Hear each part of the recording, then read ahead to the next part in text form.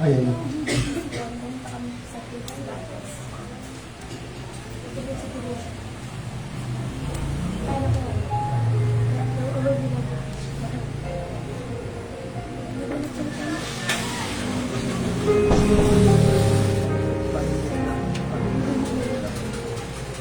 He walked along the shores of Galilee, from Jericho the healing balm, the cause of light to see, when stones of bread lay heavy in their hands. He knelt to Lord His mercy in the sand. Jesus came to set the captives free. Showed us light of heavenly to be. Our lives gone and hearts will never stay. We must touch the great compassion to help them find their way. How can we reach a world we never touch? How can we show them Christ if we never show them love? Just to say we care will never be enough. How can we reach a world we never touched?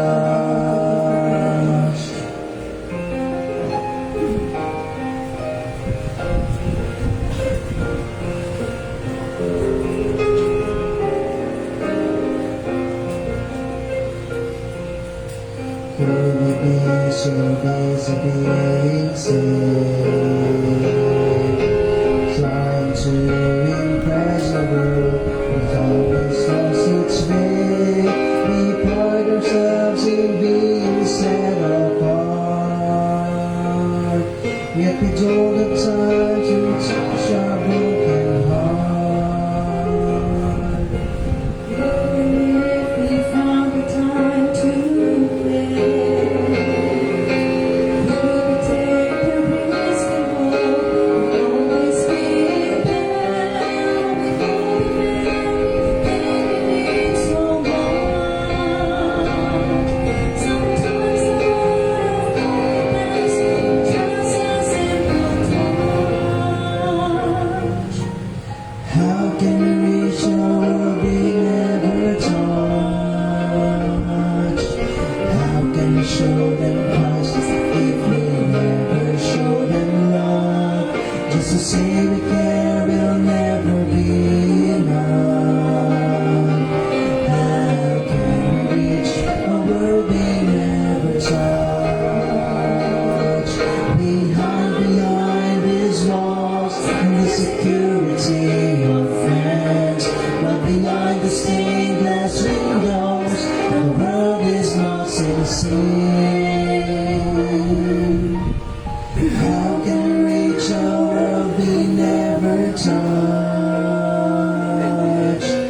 How can we show them Christ if they never show them love?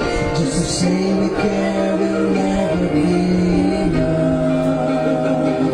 How can we reach a world we never touch? How can we reach a world we never touch?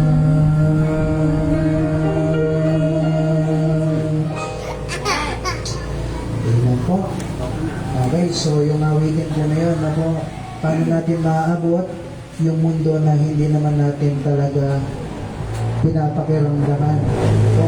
So, dapat po tayo bilang isang Kristiyano, yung alam natin sa sarili natin na meron tayong Kristo sa puso, pero dapat binabahagi natin sa iba po. Okay, so dito tayo sa ating lesson. Buka ko ulit to para pagdalawa ko na maayos. Okay. So, Kuya Brad, pag-isaksak po dun sa laptop yung kulay ko lang na saksakan. Dito yung narinig ko po yung boses ng ng sa speaker. Okay po.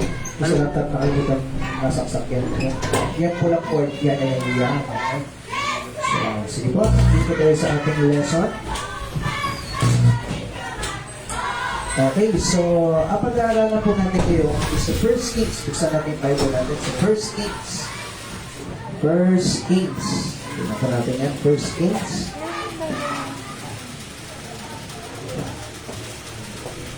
First Kings chapter 18. First Kings chapter 18. Okay, sige, tayo po tayong lahat. Verse 1, basahin natin. First Kings 18 verse 1. Kung walang Bible po yung mga katabi nyo, pakishare na lang po. First Kings chapter 1, 18 and verse 1. Page First Kings 18 verse 1. Okay, kung sino yung kaya tumayo, ano, kung kaya po tumayo, tayo po tayo. First Kings chapter 18 verse 1.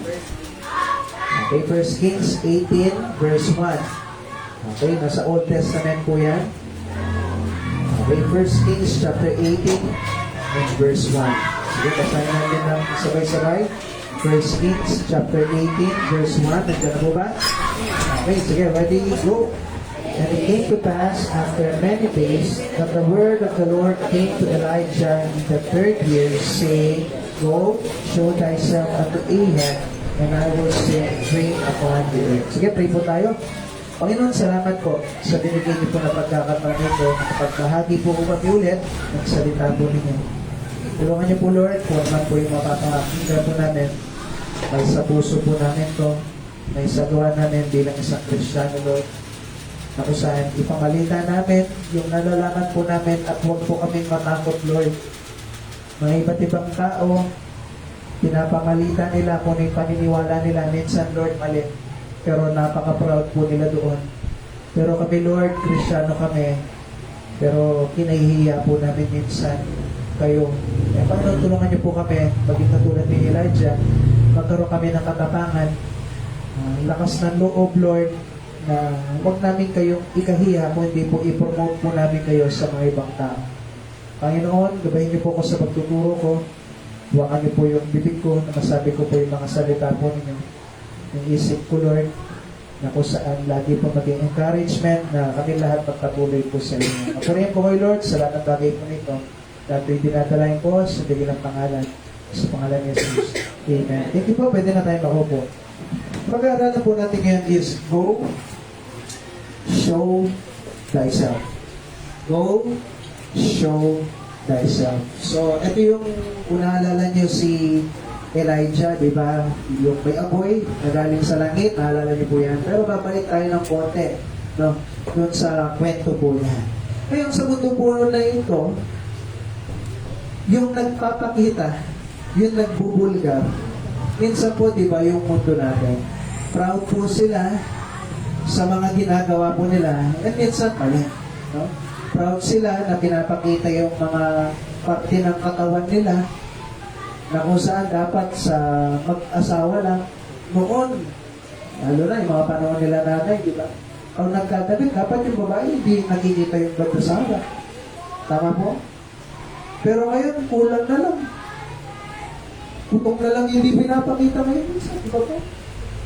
Na kung saan, bawal noon yung maiksing damit pag babae. Tama po? Tama bawal. Hindi dapat, di ba? Na kung saan dapat, kung babae ka, mag-ayos ka ng ayos, magdamit ka ng maayos. Pero ngayon, talagang bulgaran na yung ginagawa. Minsan, proud pa po sila. Kagaya ng isang, ano ko na kwento ko na, pero kwento ko ulit yung isang pastor yata yun, o ewan ko, basta member sa isang simbahan, no, sa church, hindi ko na kung sino po siya, pero sumakay sa jeep. Mamaya yung babae, nakaganit daw, maiksi dito, maiksi rin sa short. Yan na nakupo siya sa jeep, pag tumingin siya dito, may babae din. Maiksi din. Pag tumingin siya dito, may babae din. Ganun din. Tingin siya diretso, ganun din. Nainis siya, pinakatitigan niya ng babae. Sabi ng babae sa kanya, bastos ka ano? Bastos ka ano? Sabi niya. Tapos sinabihan niya yung babae, naisipan mo ba yan nung nagbihis ka ng ganyan? Naisipan mo ba yan nung nagbihis ka ng ganyan? Ayaw mo pala nababastos. Ba't ganyan yung sinusuot mo? Wala na daw siya magawa. Hindi na daw sasabihin. Oh. Pagkatapos na bumaba daw siya. Bakit? Yung mundo ngayon, proud na, tapos bang nababastos? Ayaw naman. Tama po? Na kung saan bulgaran po, pambababae, maling buhay, na po, na kung saan, kamukha ng sinabi ko sa inyo, may nakasabay ako sa barko, sa Romblon, sabihin pa naman niya sa akin, Kuya Paul, lahat daw ng anak niya, puro panganay. Pero mo yun? Proud na proud pa siya kinikwento sa akin yun. Sabi ko, kumawa naman po sila. Hindi namin niya. Okay lang sila. Basta nasusustentuhan ko lang. Pero mo yun? Ano yung aso? Basta napakain mo, okay lang. Di ba po? Na kung saan proud po sila, minsan sa pagsusugal, sa pandaraya, na po, iba-ibang asawa, kabaklaan, noon, kabaklaan, di naman pinopromote yun, kahihiyan yun eh. Yung pagiging tomboy, kahihiyan yan. Pero ngayon lahat, bulgara na. Okay lang. Okay, pa-flat-flat pa yan eh. LGBTQ plus minus times equals, gano'n yan eh. Di ba? Pero gano'n yan. Okay? Proud na proud. Pinopromote. Ngayon, yung mga tao dito sa mundo, pinopromote nila yan. Ngayon, at mga Kristiyano naman, nagtatago. Nagtatago. Nahihiya. Kasi nakakaya, pastor. Kasi ganito eh. Kasi ganyan, maraming mga iba't ibang rason. Na po, yung iba, sige, promote natin to. Di ba? Pinopromote. Okay, hanggang sa TV pa yan. Tinatawanan minsan. Ako, at tayo, mga Kristiyano, tinatawanan din natin. Yung sinasabi ni Vice, di ba? Nakakatawa. Pinopromote. Pero pag Kristiyano na po, kinakaiyahan natin, tinatago natin yung mga paniniwala po natin. Dapat mga Kristiyano, panahon na tumayo ka sa tama. Apo, na gawin natin yung tama. Huwag mong ikaya. No? Baka yung mga estudyante natin, yung pagsayaw. Okay? Gagawin, bibigay lang. Ginagawa mo ito hindi dahil sa religion, hindi dahil bawal-bawal, hindi. Ginagawa mo ito kasi gusto mo na mapatuwa ang Diyos sa buhay mo. Ano po? Na kung saan, bibigay lang, may letter, sana naman, hindi lang binigay letter, tapos sabos na. O, bakit hindi sumasayaw? Ito po. Tapos sabos na, mananimik na lang sa isang tabi. Ano po? Mga kalaswaan, yung mga tao sa paligid natin, nagkikwentuhan ng ganyan, ikaw, nandun ka lang sa isang tabi, nananahimik. Di ba po? Sila, pinopromote nila lahat ng mga kasamaan sa mundo. Tapos tayo mga Kristiyano, tahimik. Hindi man natin mapaglaban kung ano yung paniniwala natin. Ako. Kaya nga sa bansang Amerika, marami na yung mga taong atheist. Ano yung atheist? Pastor, yung mga taong hindi na naniniwala sa Diyos. Kasi bakit? Noong mga panahon na sinasabi na nila sa evolution, yung mga Kristiyano, tahimik lang. Nandun lang sa isang tabi. Mali yan, pero tahimik lang. Okay? Hindi ko sasabihin yung paniniwala ko. Hanggang sa dumating sa punto, yung mga tao nagtuturo ng mali, sila na yung tumapang, at ngayon, mga Kristiyano, nagtatago. Sana hindi po tayo maging yan. Ang sabi ng Bible kay Elijah, dito na tayo sa ating topic. Bubuksan natin yan, pag-usapan po natin, no? Sabi ng Panginoon kay Elijah sa 18 verse 1, "And it came to pass, after many days, that the word of the Lord came to Elijah in the third year, saying, Go, show thyself unto Ahab." No? So pag-usapan po natin, number 1, Elijah and Obadiah. No? Elijah and Obadiah. Si Elijah, letter A, Elijah, a courageous Christian. Matapang po ito na Kristiyano. No po? Pag-aralan natin, bakit sinabi ng Panginoon sa kanya na pagpakita daw siya kay Ahab? Sino ba si Ahab? Sabi na 1 Kings 16 verse 33. Balik tayong konti. Tingnan niyo po yan sa Bible nyo. 1 Kings 16 verse 33. Sabi niya po dito, "And Ahab made a grove, and Ahab did more to provoke the Lord God of Israel to anger than all the kings of Israel that were before him." Si Ahab, no, naging hari siya sa bansang Israel. Pero anong ginawa niya? Gumawa siya ng mga Diyos-Diyosan daw. At ito yung pinaglingkuran niya. Okay? At sinabi niya sa bansang Israel, ito yung Diyos natin, ito yung paglingkuran natin. Dahil doon, anong ginawa po ng Panginoon, sabi niya, okay? Nagalit daw, na-provoke daw. Di ba alam niyo yung provoke? Yung, ano tayo? Provoke kasi sa Tagalog. Yung, huwag kang ginagkatukan, hanggang sa kapupunukan na. Di ba? Ganun daw yung ginawa ni Ahab sa Panginoon, na kung saan na-provoke kayong Panginoon than all the kings. Sa lahat na naging hari sa bansang Israel, yung Panginoon daw talaga na-provoke kay Ahab. So, anong ginawa ng Panginoon? Sinabi niya kay Elijah sa 1 Kings 17, verse 1. Konting usog. Sabi niya, and Elijah the Tishbite, who was of the inhabitants of Gilead, said unto Ahab, as the Lord God of Israel liveth, before whom I stand, there shall not be dew nor rain these years, but according to my word. So, ano ginawa? Si Elijah, sinabi niya, magkakaroon ng sakuna. Nako, na kung saan magkakaroon ng tagtuyon. At noong unang panahon, umaasa sila sa ulan. Wala pang nawasa nun. Magigib sila sa balon. Kaya na, hindi pa, balik na. Balon. Okay? Magigib sila doon. Okay, pag may tanim, paano yun? Kunwari, hektarya yung tanim nyo na eh. Ang gagawin? Magigib daw sa balon. Sawa ka doon, magigib. So, umaasa sila sa ulan. Kaya sabi ni Elijah, hindi uulan. Gano'n kaya katagal to? Sabi ng James, keep it in of our first Kings. Sa James chapter 5 verse 17, sinabi ni James, kaya nga sabi ko, yung Bible 66 books yan, pero sinasabi sa ibang part, nasasabihin sa New Testament, yun, Old Testament, ang layo niyan, ang kapal yan, di ba? Ang layo ng distansya, pero sinabi ni James, chapter 5, and verse 17. James, chapter 5, and verse 17. Sabi niya, Elias was a man, si Elijah, subject to like passions as we are, and he prayed earnestly that it might not rain, and it rained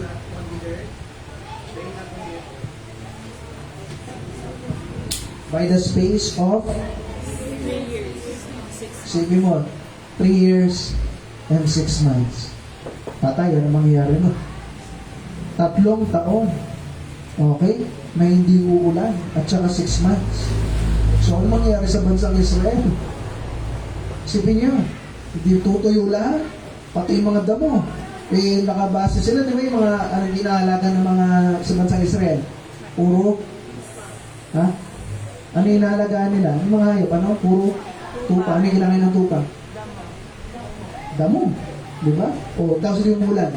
Patay. Tagtuyo. So, nahihirapan po yung bansang Israel dahil doon. Kasi bakit? Matigas yung ulo nila. Hindi sila nakikinig sa Panginoon. Gusto nila maglingkod sa Diyos-Diyosan. Diba? So, tuloy natin sa 1 Kings chapter 18 and verse 1. 1 Kings 18 and verse 1. Okay, sabi niya dito. Yung kanina binasa natin, sinabi ng Panginoon. Okay? Na kung saan inutusan niya si Elijah ngayon, na magpakita na ngayon kay Ahab. Ngayon sa verse 3, pag-usapan naman natin si Obadiah. So si Ahab, ay si Elijah, matapang po siya na Kristiyano. Letter B, sabi niya, Obadiah, a compromising Christian. Bakit? Sabi niya dito sa verse 3, and Ahab called Obadiah, which was the governor of his house. Now Obadiah feared the Lord greatly. Ito naman si Obadiah, may takot naman to sa Panginoon eh. Sa verse 4, sabi niya dito, for it was so, when Jezebel, cut off the prophets of the Lord, si Jezebel, asawa niya po si Ahab, pinatay niya daw lahat ng mga propeta ng Diyos. That Obadiah took an okay, so kumuha siya ng 100 na propeta ng Panginoon at, ano sabi niya po dyan? And hid them by 50 in a cave and fed them with bread and water. So inalagaan niya daw itong mga propeta na to, tinago niya sa mga kuweba. Opo, ito si Obadiah. Pero, tago niyang pinaglilingkuran niyang Panginoon, pero bulgara naman niyang pinaglilingkuran si Ahab. Sabi niya dito sa verse 5, and Ahab said unto Obadiah. So inutusan siya ni Ahab Sabi niya, go into the land, and to all fountains of waters, and to all brooks, peradventure we may find grass, to save the horses and mules alive, that we lose not all the days. Maghanap ka ng mga damo. Kahit saan ka mapunta, sabi, maghanap ka. Para hindi doon mamatay lahat ng hayop nila. Siyempre, ang papakain nila. Kailangan ng damo.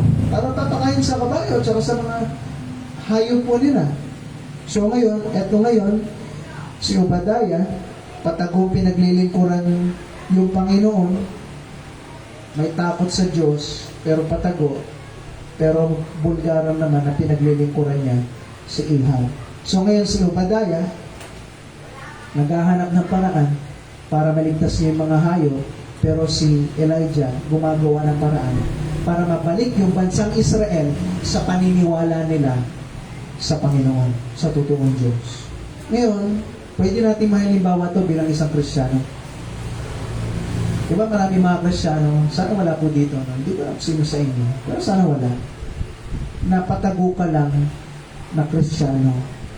Na kung saan mas importante pa yung mga ibang bagay sa'yo, o kaya ang hayop, mas importante pa yan kaysa paglingkuran mo ng totoo yung Diyos.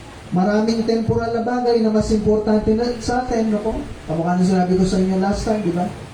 May nag-invite ko sa church. Sabi, hindi daw makalis. Bakit? Magbabatay daw ng bahay. May nakita mo yung tumakbong bahay? O ninakaw yung buong bahay? Pwede ba yun? Babantayin yung bahay. Bakit? Kung mawala, gano'n. Di ba po? May padlock naman, may gate naman. May gate naman sila. May aso na malalaki. Okay? Pero ano nangyari? Importante kasi yung bagay sa mundo.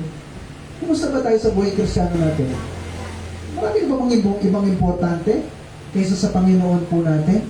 Importante yung trabaho kaysa sa Panginoon. Marami mga iba't ibang importanteng bagay na kung saan minsan masyadong busy sa mga iba't ibang bagay kaysa sa mga bagay na para sa Panginoon.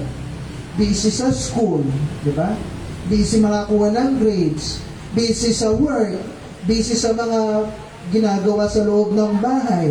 Maraming kinabibisihan sa mga iba't ibang bagay, pero yung para sa Panginoon, walang oras. Maraming sinasabi, Pastor, busy ako, pero makikita mo, nasa isang tabi. Ang ginagawa mo ngayon? Bibisita ako, anong ginagawa mo ngayon? Wala lang, Pastor, nagpi-Facebook, nagsiselfone. Pero sasabihin sa akin, busy sila.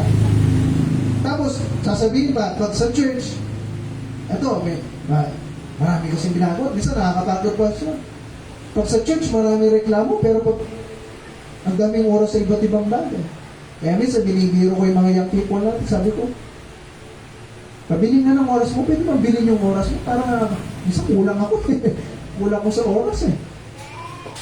Maraming kinabibisihan sa iba't ibang bagay. No po, may time makipagkwentuhan. Nakita mo? Oh, nasaan nga? Namiss ka namin sa church. Oh, busy pastor. Pero makita mo, nandun na sa isang tabi. Nagkikwentuhan lang sila ng mga magkakaibigan nun.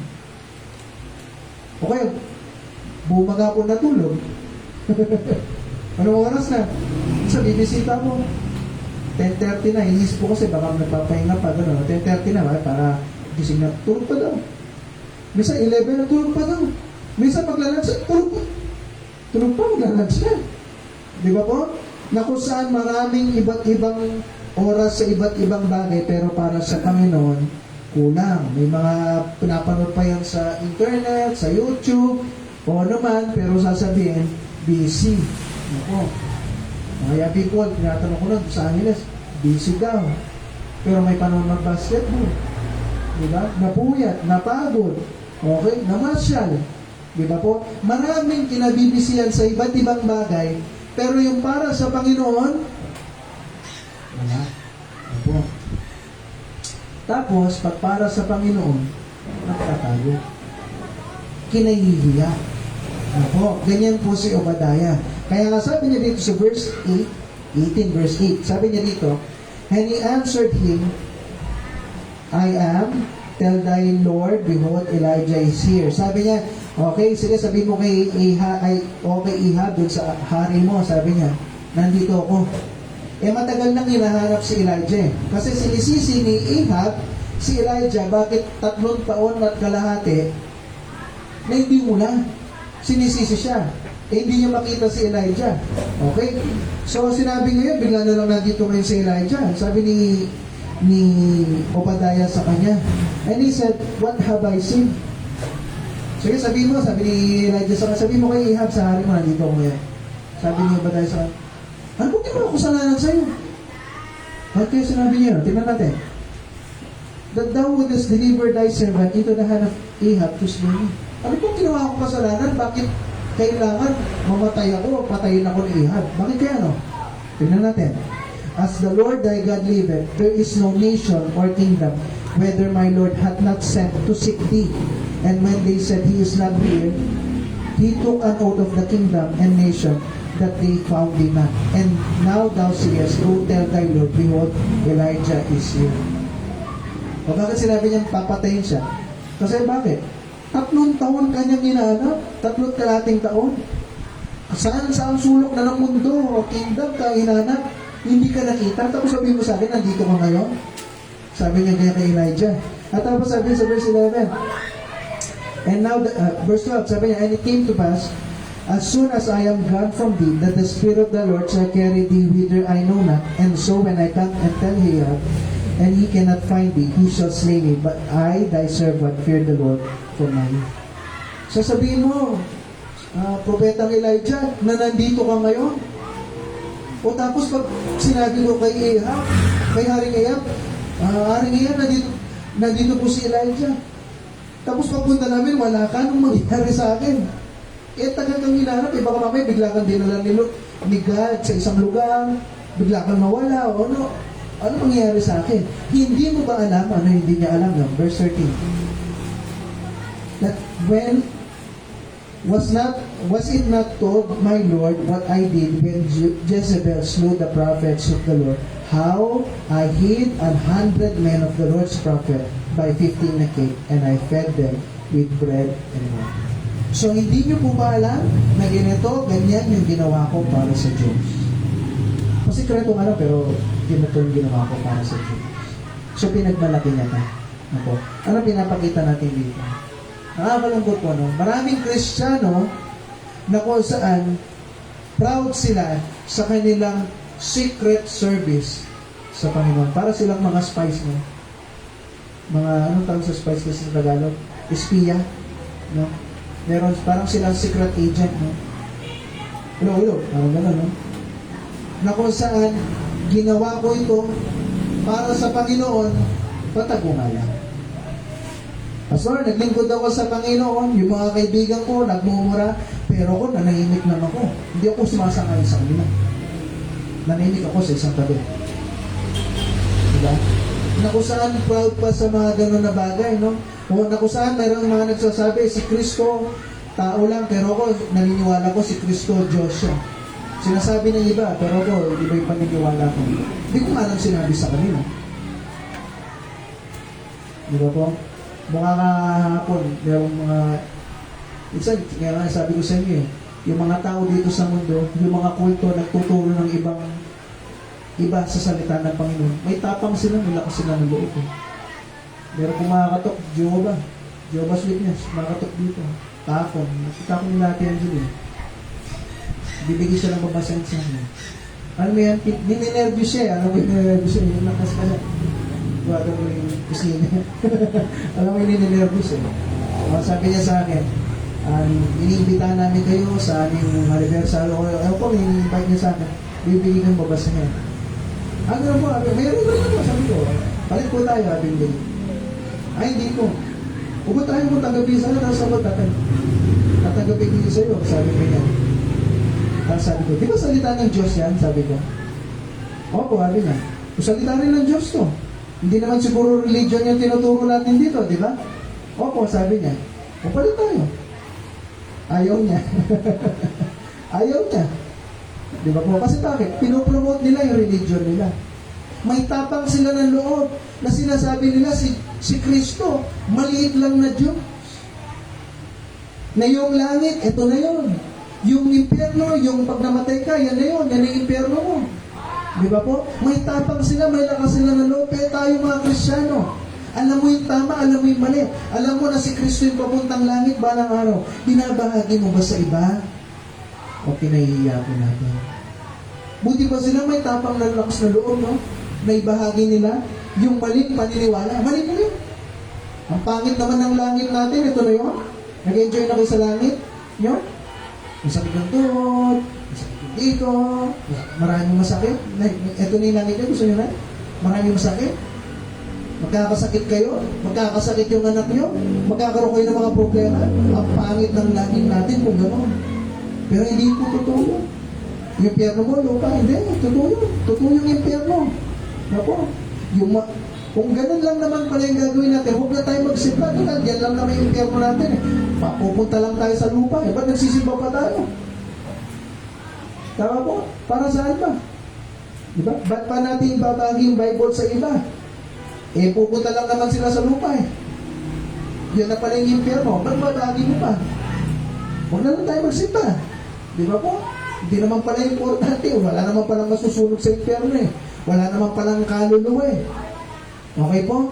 So yan, may tapang po sila, pero mali naman.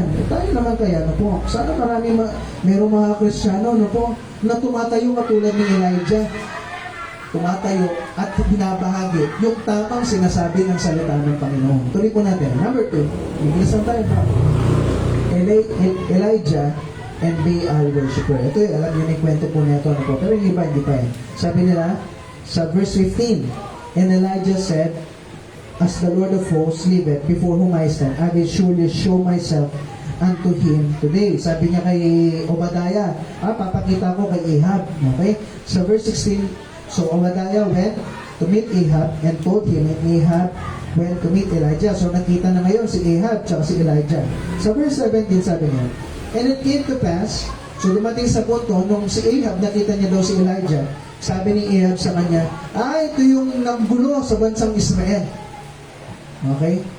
Ito yung nanggulo sa bansang Israel. Sabi niya sa verse 18, and he answered, I have not troubled Israel. Wala akong ginawa sa bansang Israel. But thou, ikaw yun, sabi niya. And thy father's house, yung pamilya mo. In that they have forsaken the commandments of the Lord, and thou hast followed Baalim. Na kung saan ikaw yun. Kaya nagkaroon ng ginato, pinasabi lang ng Panginoon sa akin na magkakaroon ng tuyo. Kasi bakit? Nagalit na yung Diyos sa'yo. Ito yung parusa mo. Kasalanan mo to. Napo, yung problema po kasi ngayon sa tao, pag mayroon nangyaring problema, sinisisi nila yung mga natuturo ng Bible. O minsan yung Panginoon. Pero resulta naman yan na mga ginawa nilang kasalanan. Na mga ginawa nating kasalanan. Minsan kaya nagkakaproblema tayo sa buhay natin. Iniisip mo, parusa na, problema to, bakit kaya ito yung Panginoon natin? Pero kung babalikan mo, tingnan mo, ikaw naman pala may kasalanan, no? Resulta lang po yan ng mga bagay na ginawa natin. Parang ganito kung nag-drive ako, Lord, protektahan mo ako, pumikit ako, protektahan mo ako. Yun yung mababangga. Kahit mag-pray ka tama po? Mababangga ako, hindi. Mababangga. Kasalanan ba ng Diyos yun? Nag-pray naman ako. Bakit hindi niya ako pinrotektahan? Kaya nga sabi, yung faith daw, hindi yan jump in the dark. Ang pananampalataya, hindi yan yung tumalong ka sa bangin, tapos, Lord, protektahan mo ako. Hindi. Ang faith, hindi yan foolishness. Ang pananampalataya, hindi yan kalukuhan. Ano po? Kaya ito yung panahon na kung saan si Elijah, may tapang siya na humarap. Okay? May tapang siya na humarap kay Ahab. At tapos hinamon niya. Ito na po yan. So verse 19, now therefore send and gather me all Israel unto Mount Carmel. Sige, dali mo yung buong bansang Israel, sabi niya. And the prophets of Baal. At yung mga naglilingkod kay Baal, 400 and, ano magsulat po? 50. 450 daw po sila. Na po. And the prophets of the groves, 400, which eat at Jezebel's table.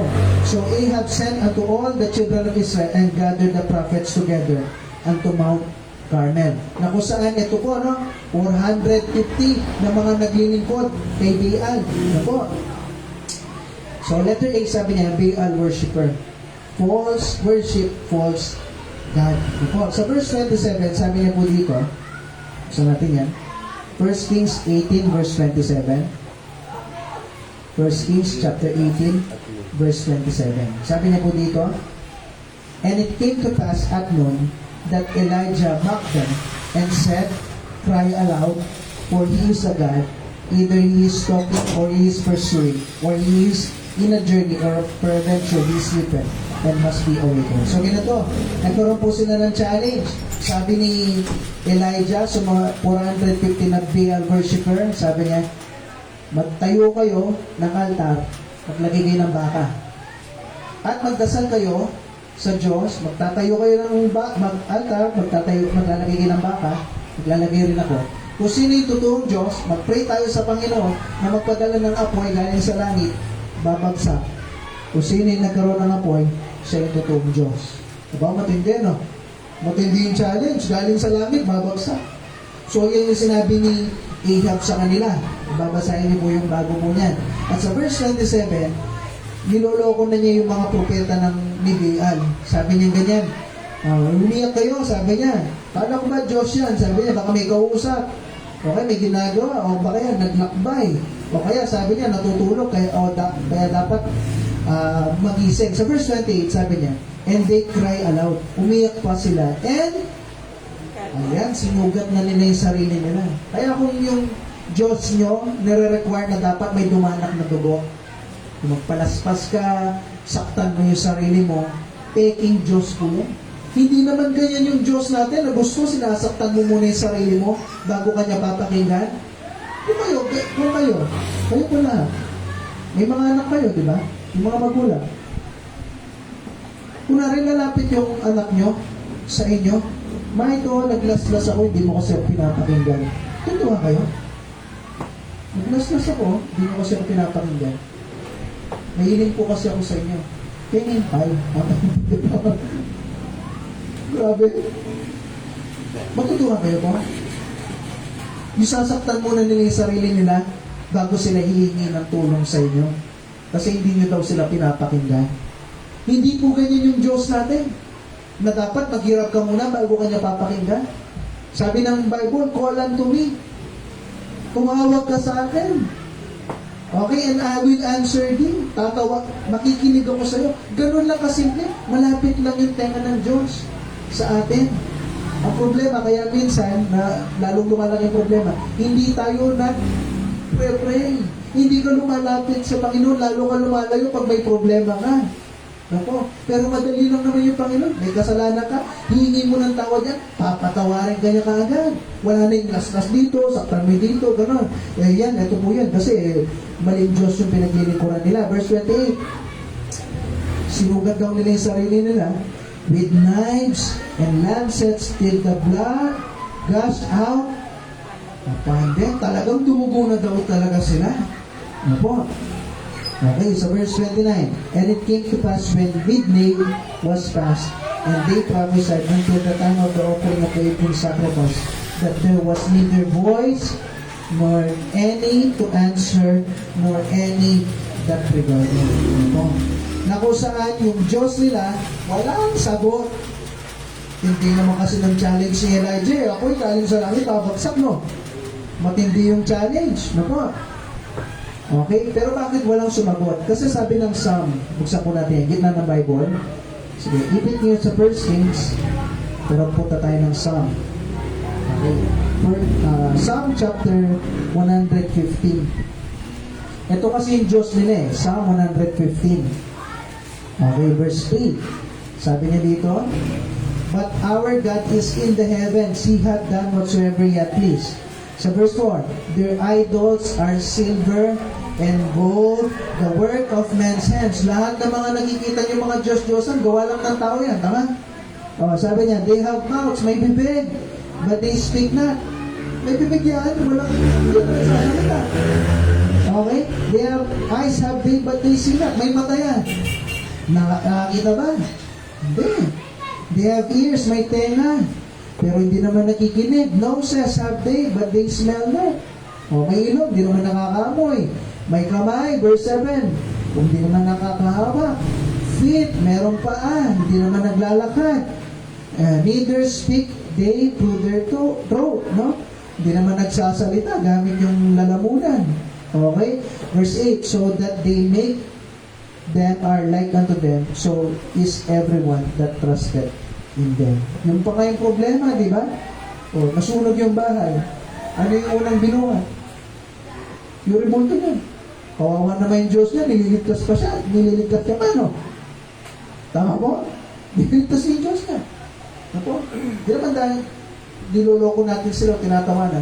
Di ba kayo namulat doon?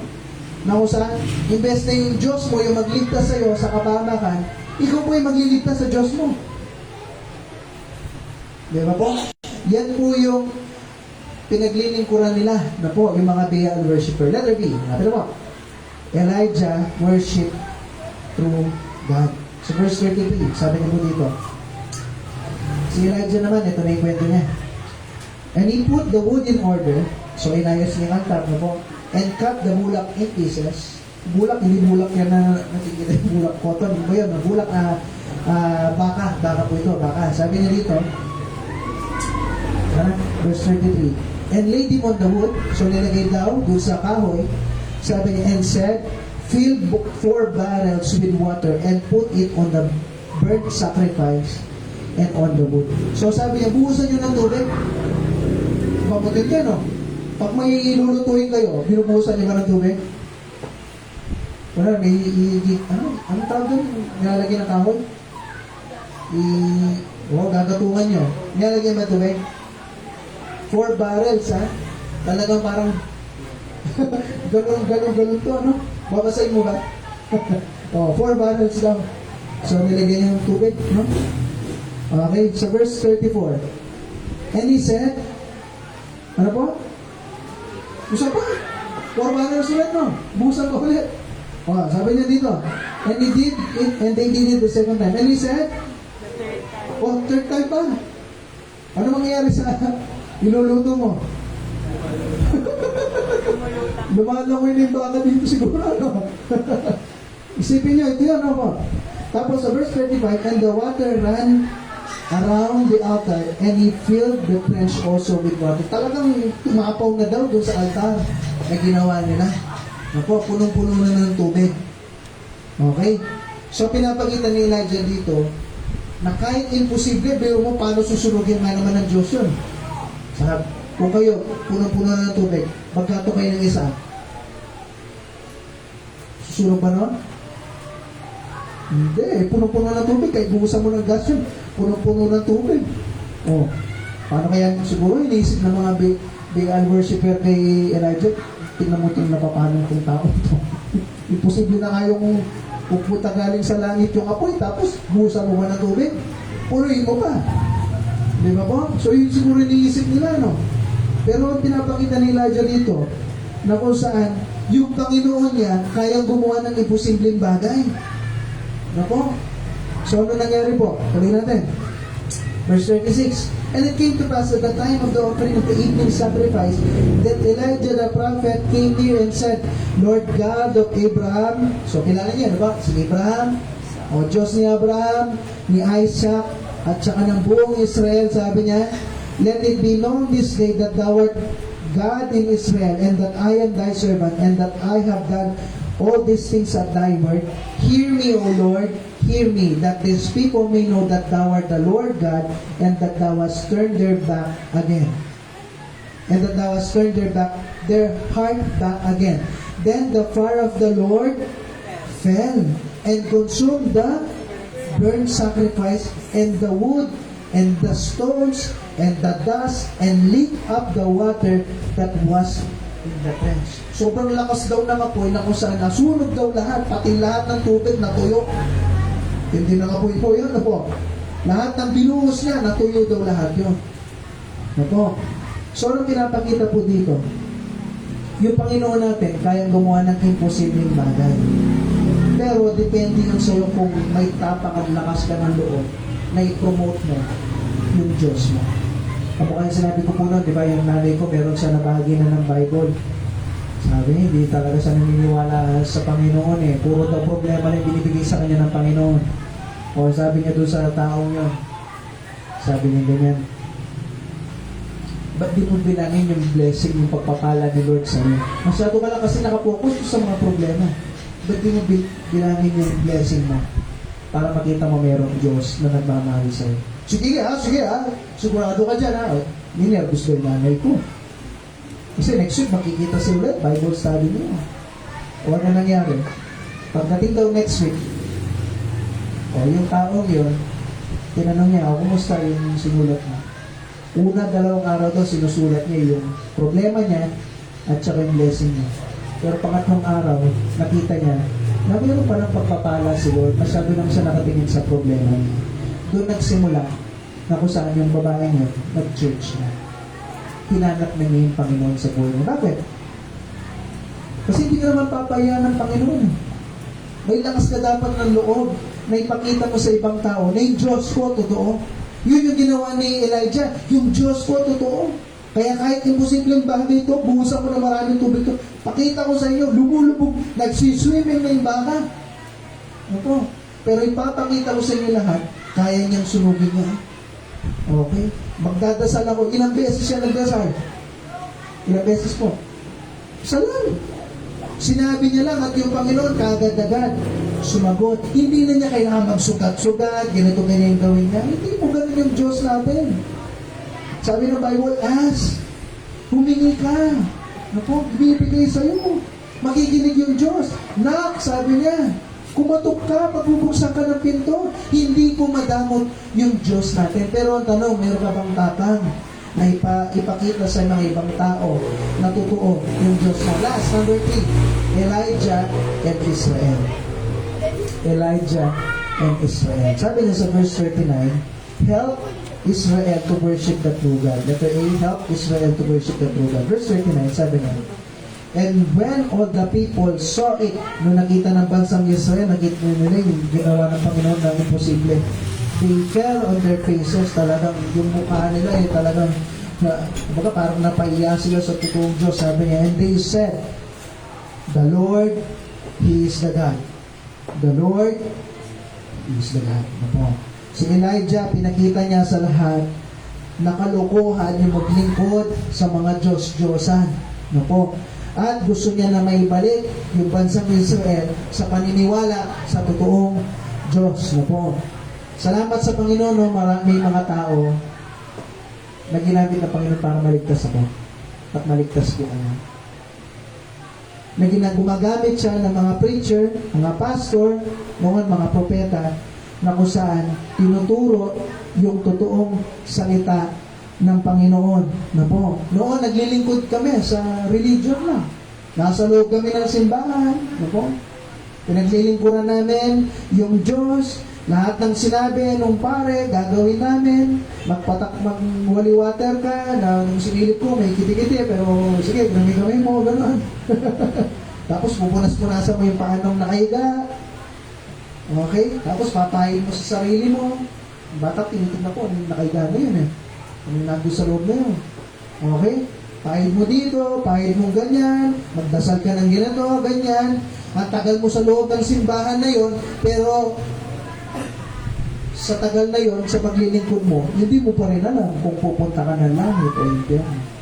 Kasi sasabihin, wala naman nakakasigurado. Tama? Siguro, sana, baka, di ba po? Pero salamat sa Panginoon, gumagamit siya ng mga tao na ituturo yung salita ng Panginoon. Salamat, nakakilala tayo na. Kaya merong gumamit.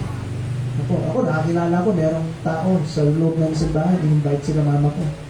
Kaya naligtas po kami, buong pamilya. O tayo ba? Pwede ba tayo rin naman gamitin ng Panginoon para yung mga ibang tao makakilala sa Panginoon? Okay, letter B.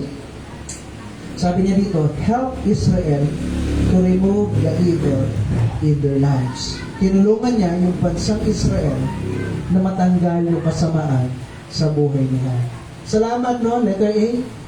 Si Elijah, ginamit siya ng Panginoon para yung bansang Israel makilala nila yung totoong Diyos. Ikaw ba, ginagamit ba ng Panginoon? Para makilala ng ibang tao na ito, kahit lang, ito na yung memorize nyo.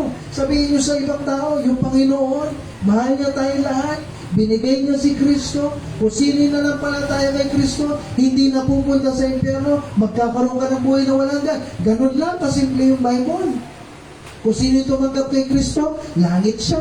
Kung wala kang Kristo, impyerno ka. Ganun lang po. Pastor, mabait siya. Ganun yung ginawa niya. Matulungin. Marami siyang religion na pinasukan. Pumasok siya sa ganito, ganyan. Kahit ano pa lahat ng yan. Sabi ng Bible, lahat yan, karunihan sa Panginoon.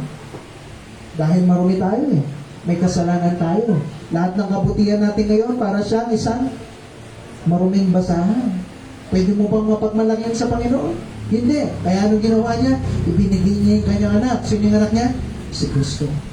Kung sino na lang pala tayo kay Kristo, binigay mo yung buong buhay mo sa Kanya, pinagtiwalaan mo siya, inamin mo na makasalanan ka. Lord, hindi ko kaya pumunta ng langit. Ibibigay mo yung buhay mo. Kayo pong bahala na magdala sa akin sa langit. Pinagtitiwalaan kita. Kayo magligtas sa akin. Ang sabi ng Biblia, mabibigyan ka ng buhay na walang hanggan. Hindi na mawawala yan kasi nga walang hanggan. Dito sa mundo natin, pag sinabing unlimited, yun matutuwa, tama. Naalala ko na, nagliligaw ako sa asawa ko, may call and text unlimited. Okay, nagpo-call kami. After 10 minutes, sabi niya gano'n, putol. Ano? Tatawag ko na naman ulit. O, pagkatawag na naman, putol na naman. Yung alam mo ba, mahal, naputol, isa pa, tawag pa, di ba? O, tapos tatawag na naman. Tapos mamaya, kakatawag namin, may magte-text. Natry niya, alam niya natin yun, may kapul din ito naman. Di ba? Anong te-text niya? Sumobra ka na sa tawag mo, parang gano'n tawag ko. Lumagpas ka na sa limit ng tawag mo, parang gano'n. Akala ko ba unlimited? Dito sa mundo natin, walang unlimited. Napo? Pero yung binigay na buhay na wala hanggan sa atin ng Panginoon, hindi nawawala yan.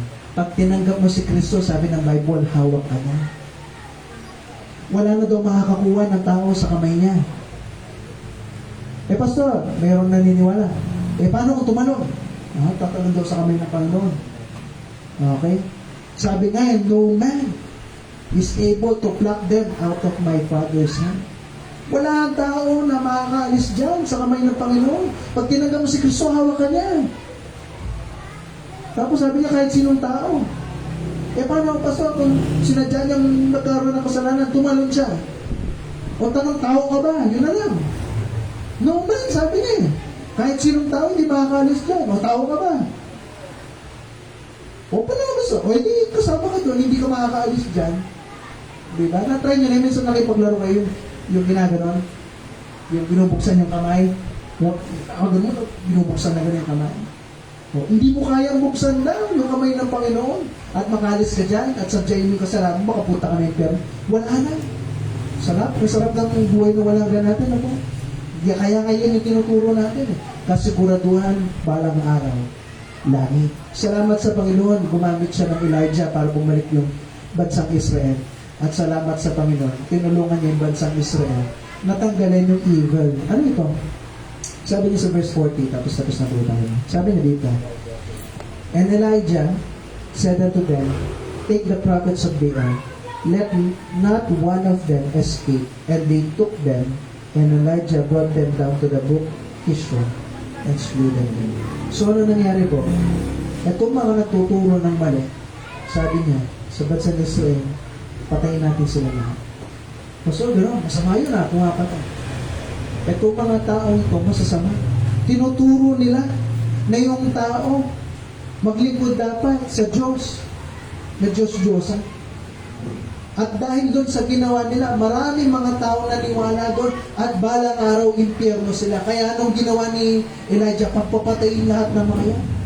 Ganon sila kaseryoso po.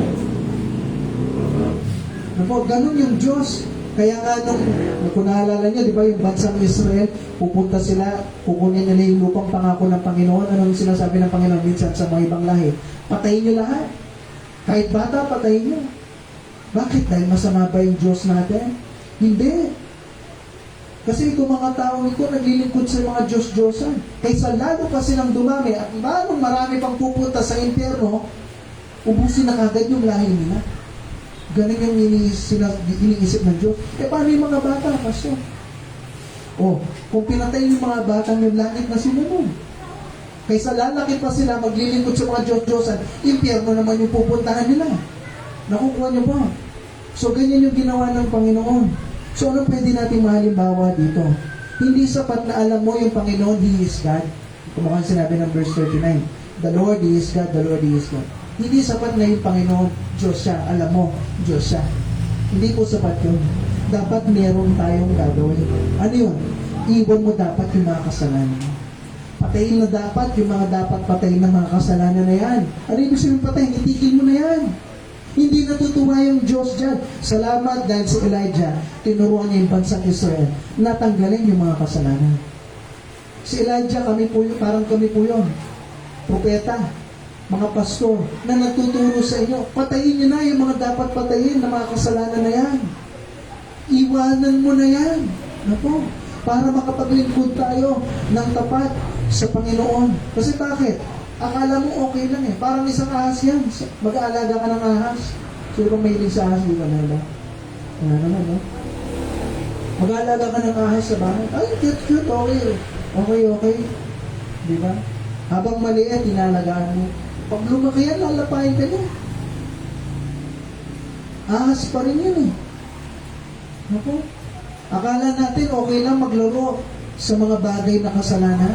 Akala ko lang yun. Balang araw, kakainin ka niyan. Masisira po kayo dyan. Masisira yung pamilya niyo dyan. Kaya kami paso, turo kami ng turo sa salita ng Panginoon.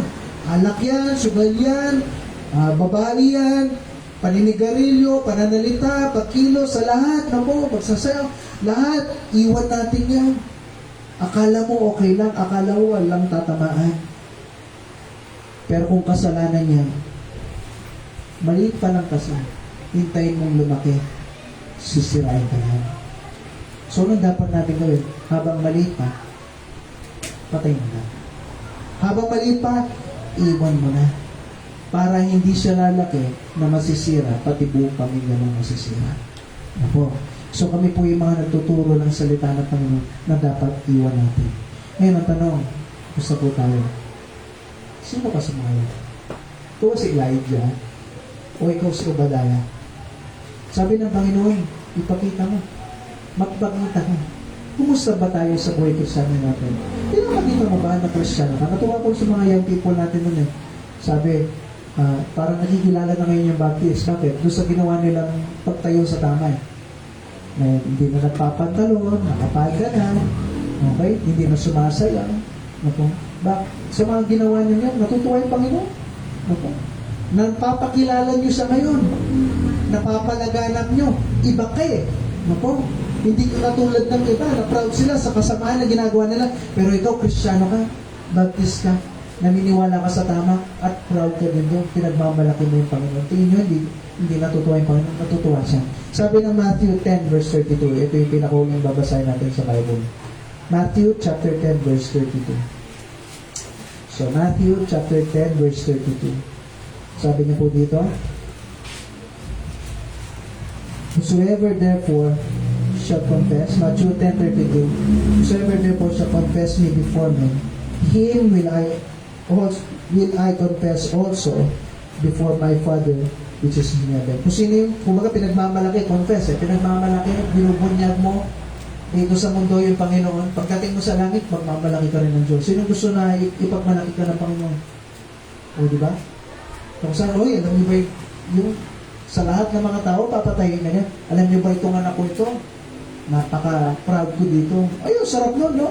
Yung pinagmamalaki ka ng Diyos. Kasi naglingkod siya, naggusto sa Christ Saves Bible Baptist Mission, lahat ginawa niya para sa Panginoon. Pinagmamalaki niya ako nun, kaya ngayon, kayo lahat, makinig kayo, ito yung anak ko na pinagmamalaki ko rin siya ngayon. Ganda na po. Kung ganun din ginawa mo, pagmamalaki ka ng Panginoon. Pero tuloy natin. Sabi niya po dito, verse 33, but whosoever shall deny me before men, him will I also deny before my Father which is in heaven. Kung dinideny mo yung Panginoon ngayon, nagtatago ka. Yung parang nahiya ka, gano'n. Kristyano ka, pero tinahiya mo. Kinahihiya mo yung Panginoon. Pagdating mo ng langit, kakahiya mo rin yung Panginoon. Proud ka ba na nakilala mo yung Panginoon? Ba't di mo pinagmamalaki? Kung nakakuha ka ng mataas na sahod o ano man, di ba? Minsan, kamukha yun sa yung mga nag-graduate, di ba po? Required ba yan yung pinapatarpulin nila? Required ba yan? Kunwari, hindi naman, no? Yung pag nakapasa sa board, engineer, talagang gano'n, no? Di ba po? Yung pinagmamalaki, di ba po? Pinapaskill pa yan. Akala ko required yun eh. Pinapaskill. Bakit? Pinagmamalaki na, nakatapos siya, di ba? Nakapasa sa board exam. Pinagmamalaki yun, gano'n na bagay. Ano ba yung mga pinagmamalaki natin? Yun, pinagmamalaki. Walang problema doon. Hindi ba malaki mo? Walang problema. Pero pagiging Kristyano mo, pinagmamalaki mo ba? O kinakaya natin? Sabi ng Bible, go show thyself. Pinapakita mo ba na Kristyano ka na? Na ikaw binago na ng Panginoon? O kinakaya natin?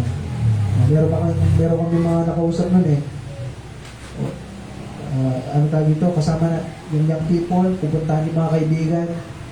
Kasama namin yung baptiso. Nag-church ka doon? Aba, hindi mo alam. Hindi alam ng mga kaibigan niya. Bakit? Hindi niya pinopromote. Kinakahiya niya eh. Huwag po tayo maiya. Kristyano po tayo. Pero mamalaki ba natin yung Diyos sa buhay natin? O kinakaya mo? Ginagawan ba natin lahat ng paraan para lahat ng tao sa paligid natin makakilala kay Kristo? May mga babasahin tayo dyan doon sa parang drawer. Wala po kayo. Wala pong problema. Wala kayo. Napo. Hindi ba malaki mo ba yung Panginoon sa buhay mo? O kinakayaman? Tandaan mo, pag kinahiya mo yung Diyos ngayon, dito, pagdating mo ng langit, kakahiya ka rin. Baka mamaya mag-aaya ka kay Pedro eh. Yung titignan ka niya.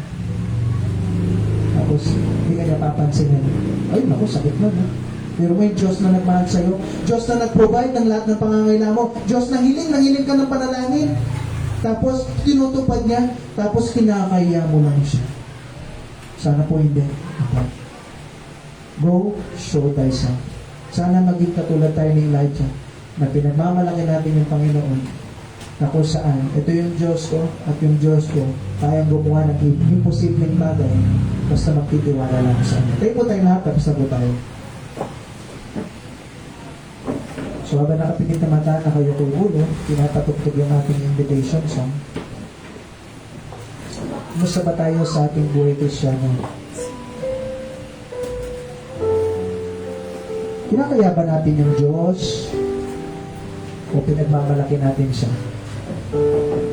Marami pa rin tao na kailangan po si Kristo. Pinapromote ba natin siya sa iba?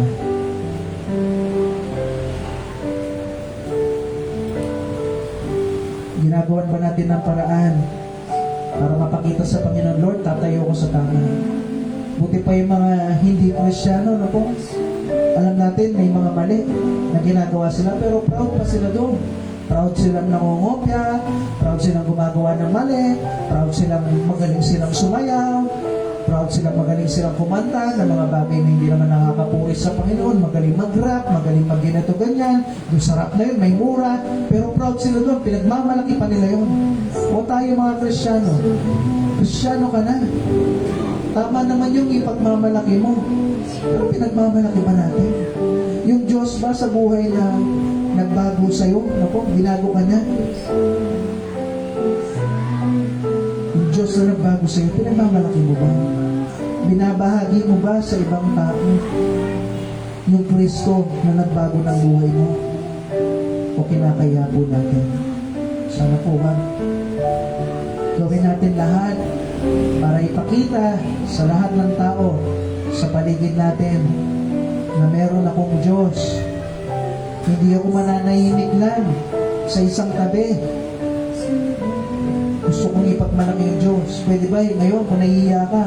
Pastor, nahihiya po ako, mahihiyain kasi ako. Pag-pray mo sa Panginoon, mabigyan ka niya ng katapangan. Na ipagmalaki mo naman yung Diyos na nagbago ng buhay mo. Diyos na nagbago ng buhay ng pamilya mo. Diyos na nagkaroon kayo ng direksyon sa buhay mo dati. Pag-araw ng linggo, puro lang tayo manunod ng TV, magpapahinga sa bahay, mamamasyal o ano man. Pero ngayon nagkaroon ng direksyon yung buhay natin, sama-sama tayo, buong pamilya, naglilingkod sa Panginoon. Hindi ka ba proud po doon? Bakit natin tinatago? Bakit hindi natin ipagmalaki? Hindi ka isang secret agent, no? Hindi dapat sikreto yung paglilingkod natin sa Panginoon.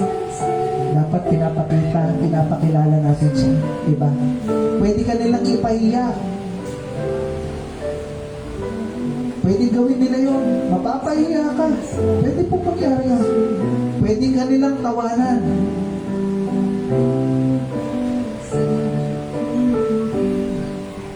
Pero hindi ba worth it yun? Na kung saan, okay lang, tinawanan nila ako, pero ginawa ko ito para sa Diyos na mahal ko. Kasi yung Panginoon, lahat ng kahihiyan, tinanggap niya.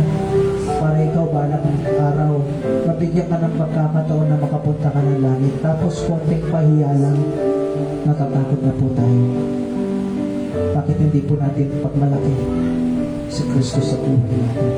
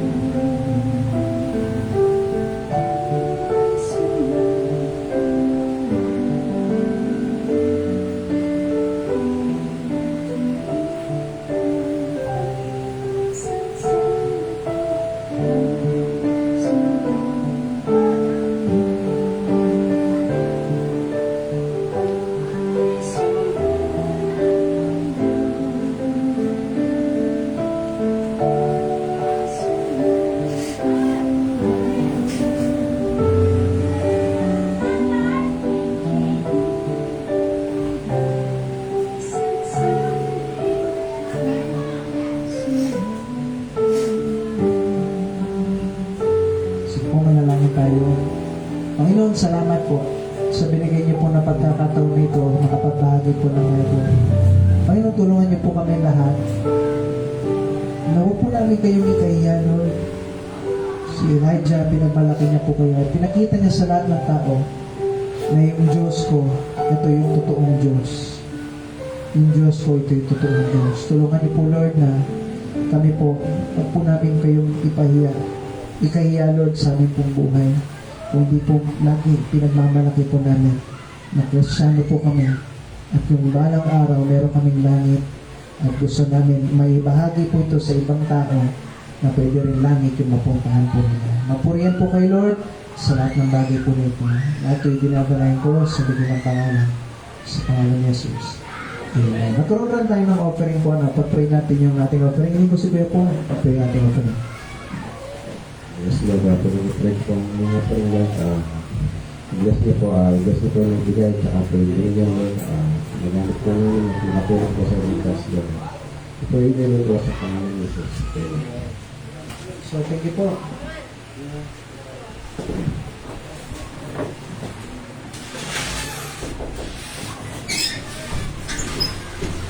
Ang bisita na po, wala pong bayad yung pinunta niyo dito. Pero ni-encourage lang namin yung bawat isa na matuto magbigay para sa Panginoon. Dito po, yung bisita, wala pong bayad yung pinunta niyo dito. Pero ni-encourage lang namin yung bawat isa na matuto magbigay para sa Panginoon. Ano po? Okay, meron tayong mga testimony.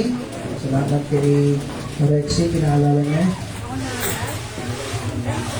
Bye-bye, mukha mo lahat makita. Ako rin muna. Okay. Hindi, pero parang Ay, una pala. Sige, present ni Mang Rena ninyo. Sige. Tuloy na natin. Okay. Ay, kabalik sa akin. Okay, salamat sa magagandang paper bag.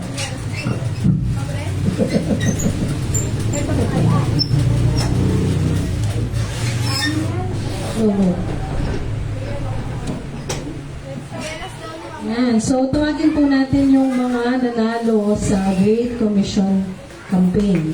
Sila pong apat. Ay, pakita ko pala si Sophia sa loob. Ay, Sophia, tawag ka! Sophia! Ayan. Sophia, tawag ka! Si Pakilin sa mga. Ay, Beo! Ay! Sorry mo!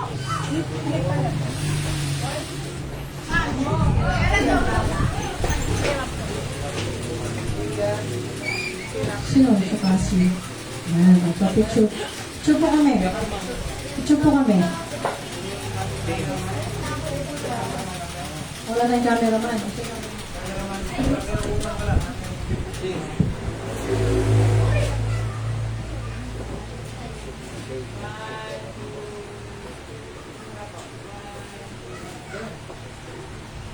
Okay, so next po, sino ang nakatapos ng devotional?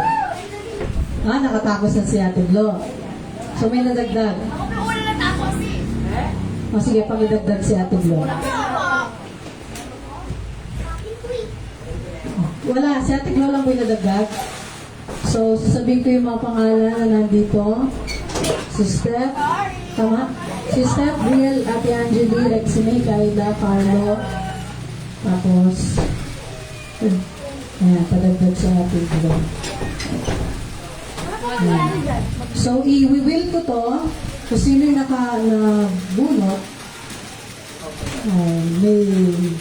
meron siyang prize. Sige, spin natin.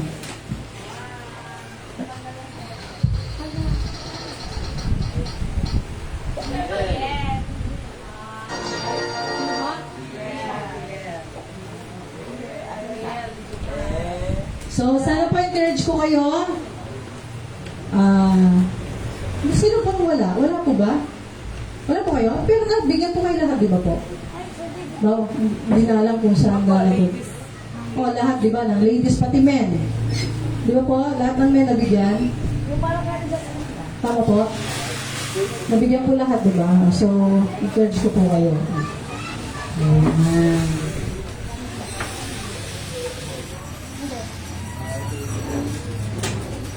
So, mamaya po exciting ang game natin, kaya dapat manalo kayo dahil isang adult na babae, isang lalaki, at isang young people ang mananalo. So, dapat mamaya pong hapon. No? Sige, thank you po. Ano? May ano na ako! Okay, sige. Magkaroon tayo ng testimony, di ba? So, Ako pa una kasi! Okay, sige, tawagin natin dahil si Rex yung nagsabi siya muna, si Ate Angeli muna. Okay. Hindi mo lang, nakatulad dito. Mamaya ako yung Gabriel, ay Rexy nakatulad dito. Hapon daw. Hapon daw.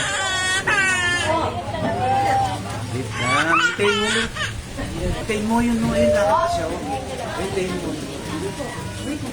Ayun, so lahat po tayo nabigyan ng ganito. So, nung binigay ito, alam ko nung Christmas party ng ladies ko, no? So, dinisregard ko po siya. Pero, nung binasa ko, nakikita ko, na-inspire kasi ako, diba? Dapat sila nabasa nila eh. So, sabi ko, ba't binigyan kami ng ganito? Hindi lang ito para wala lang. Pero nung binasa ko, sobrang na-enlighten ako. So, thank you, Ma'am Red. So, gusto ko nang ma-share na masabi sa inyo na huwag niyo pong maliitin to. Even yung mga men, hindi lang siya pang babae kasi para sa lahat po siya. So, malaking tulong po siya sa akin. Na-inspire po ako sa mga nasulat ni Mama Red dito. Ang mga testimony niya. So, number one, yung isang verse niya, yung sa 1 Samuel 12:24, only fear the Lord and serve Him in truth with all your heart. For consider how great things He had done for you. So yun, mula po nung nakikita kong gumagaling si Jabo, no, kahit wala siyang therapy, hindi na po kami nakapag-follow up, check up. So binigay ko na lahat kay Lord, sabi ko kayo na po yung bahala. Sabi ko, ano ba naman yung gagawin ko para kay Lord, diba? So mula po nung school, napapansin mo, sumasama na po ako. Dati ang ministry sinasalihan ko lang yung paghugas ng plato and paglilinis dito. Pero nung nakikita ko nga na nag-development video ko is talagang binigay ni Lord. Sumama na po ako sa choir kahit hindi ko maganda yung boses ko. And sumasama rin po ako sa outreach, even sa extension. So hindi ko po yung pinagmamalaki, no? Ginagawa ko po yun lahat para kay Lord kahit na may mga hindrances o sagabal o tumipigil sa akin na gawin yun. Ginagawa ko po kahit po mag-away kami ng asawa ko. Ginagawa ko po yun hindi po para sa tao, no? Kiniklear ko lang. Ginagawa ko po yun para kay Lord bilang kapalit po sa lahat ng ginagawa niya sa hindi lang po sa akin, sa pamilya ko, lalo na po sa anak ko, sa health niya. So, maliit na bagay pa lang po yun, pero sabi ko kay Lord, ang gagawin ko yun para sa Kanya, and hindi pa bigla-bigla, no? Hindi ko po kayang ibigay pa siguro yung buo ko, pero darating po tayo doon na hihigita po yung ginagawa ng Lord para sa akin, sa pamilya ko.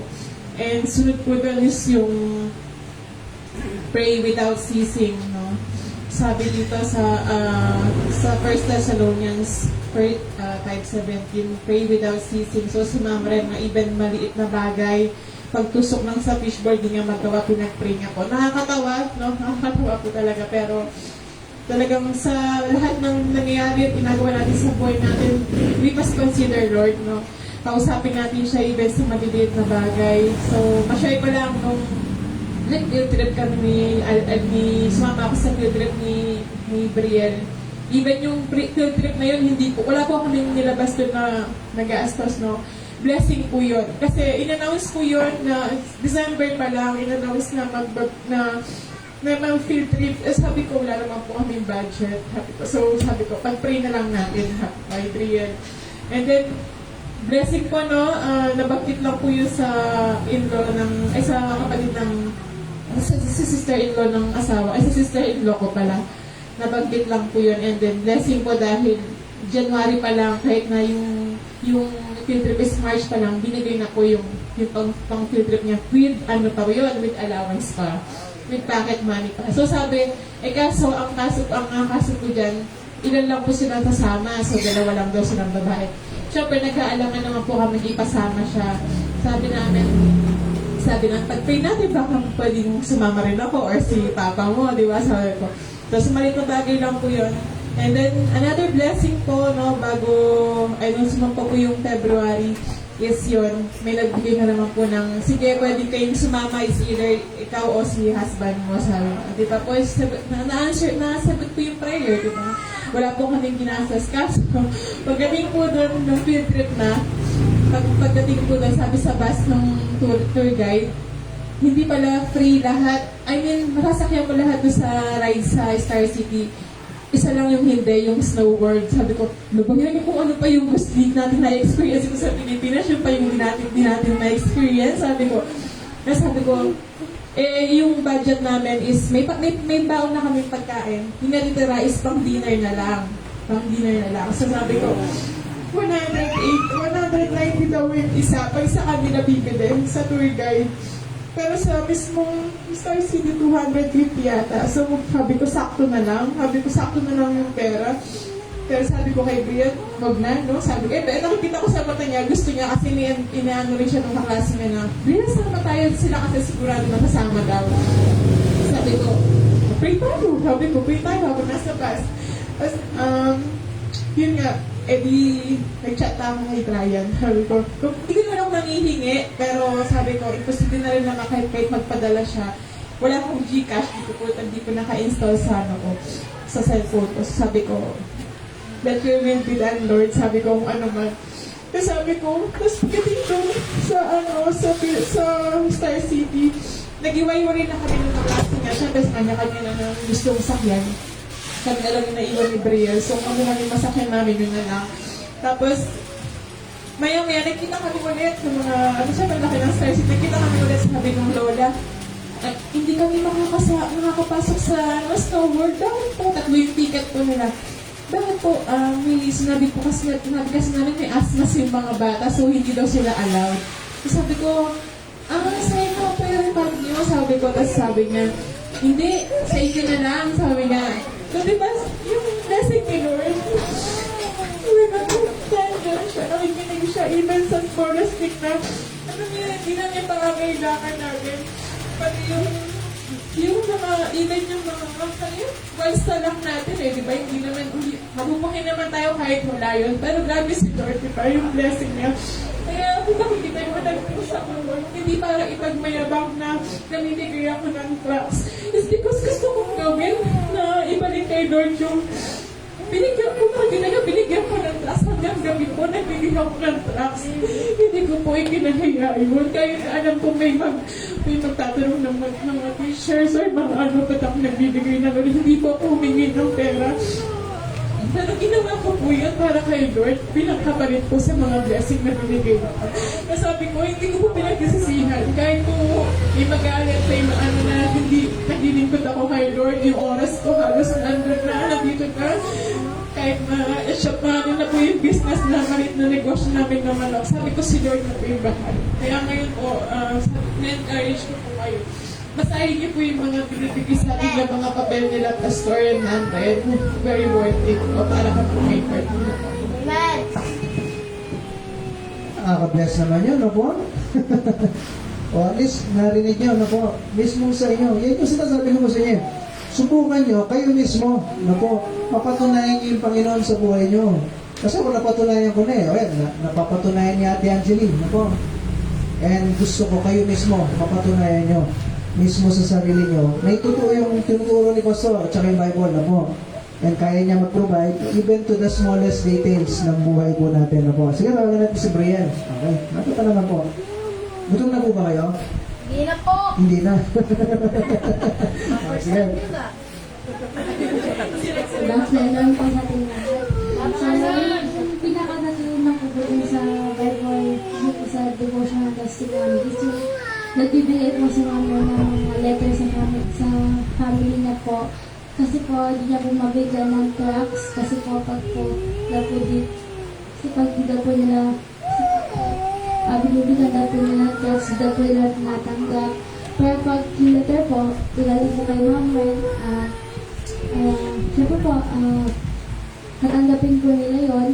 And na-inspire ko lang din kasi ginagawa po lahat ni Mama para lang po makakaya po yung kanila yung family na po.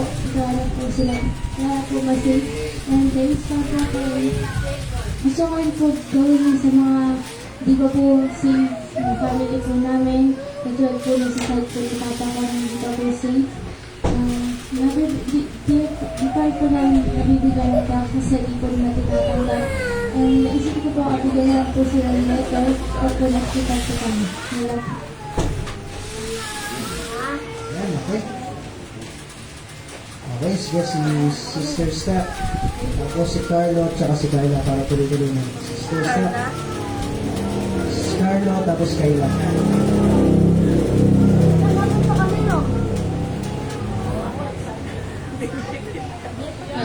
Ay, hindi meron na. Oo, Yung sa akin naman po, sa inyo yung yung natutunan ko po sa devotional na Mamre, yung mga, si Satan, gagawa talaga siya ng paraan para tayo tayo na gumawa tayo ng kasalanan. Yung, papakita niya na masaya sa mundong ito, yung mga bagay na naisipin mo, bakit nga ba naglilingkod ka pa sa Panginoon? Ay, ang dami namang bawal. Yung mahihirapan ka pa na kailangan, huwag ka na sumayaw, huwag ka na mag-fans, ay pwede naman yun sa mundo. Pero para sa Panginoon, hindi pwede. Matitan mo talaga na yung mga kaibigan mo, nakikita mo na hindi sila na nagagawa yung gusto nila, tapos ikaw parang iniisip mo na bawal-bawal. Pero kapag lagi ka nakikinig ng salita ng Panginoon, mas iisipin mo na, oo, sa kanila na parang masaya, pero para sa Panginoon, hindi ano yun eh. Masuklam sa kanya yun eh. Nakikita niya na nagpapans yung mga babae. Dapat nakikita kasi sa babae at saka lalaki yung pagkakaiba nila. So, minsan mag-attempt talaga si Satan na mag-discourage tayo sa mga mundong ito. Pero, sa papakinig naman ng salita ng Panginoon, mag-grow tayo at yung iiwan natin yung mga hindi dapat. You know?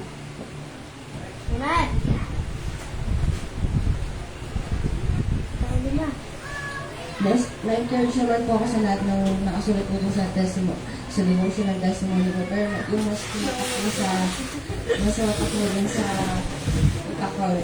Kasi yung may nagdira po kay Ma'am Ren ng fishball na po sila. Tapos hindi natutusok po sila po sila. Pero si Ma'am Ren po, hindi niya po matusok yung fishball. Tapos nagulat po ako, ba't niya po pinag-pray kay Lord? Pero pinarealize mo sa akin ni Lord na tama naman po na kahit sobrang late lang po dapat po na-involve po si Jesus sa buhay po natin. Kaya basta yung nahihirapan po tayo kahit sobrang simple lang po yan o maliit lang po yan, dapat po pinag-pray po natin kayo.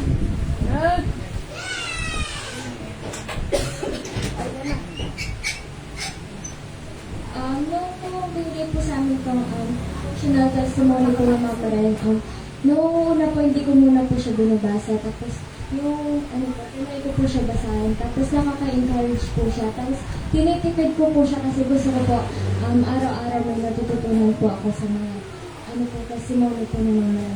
Pero isa po yung pinaka-natutunan ko po dito, yun po sa day 19, yung po El Shaddai. Yung ibig sabihin po ng El Shaddai na si Lord po yung nagpo-provide po ng mga pangangailangan po natin. So, kinuwento po dito ni Ma'am Ren nung po sa pandemic na kung saan nawalan po ng trabaho yung ilan po sa atin po, nawalan po ng pera. Pero dito po, makikita po natin na hindi po sa pamamagitan ng pera o trabaho po yung yung sa pamamagitan lang po ni Kristo na nagpo-provide po sa atin po. Pinapakita po dito ni Lord na kaya po niyang ibigay sa atin lahat basta magtitiwala lang po tayo sa Kanya at siya lang po yung aasahan po natin. And isa rin po yung mga po sa prayer season po. Kahit na malaki man po yan o malaki man po yan po na bagay, kailangan po natin ng mag-pray kasi kailangan po natin sila sa buhay po natin. Thank you sa mga testimony na yun.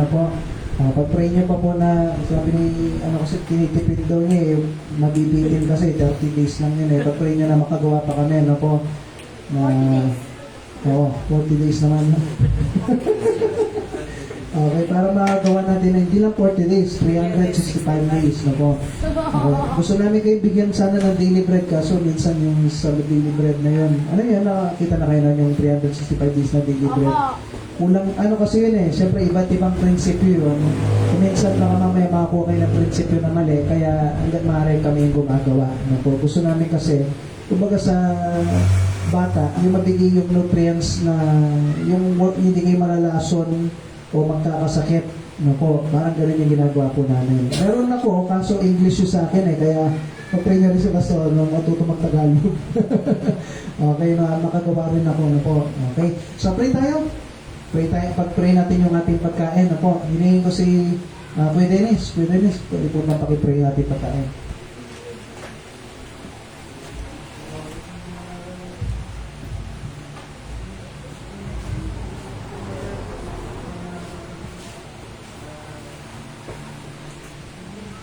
Lord, pag-pray po namin ang aming pagkain.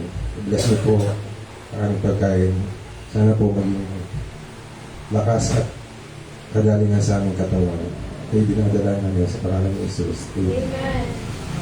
Subusin natin ulit yung tapos pakuha natin yung lamesa po dun sa loob para yung mga adult natin na nahihirapang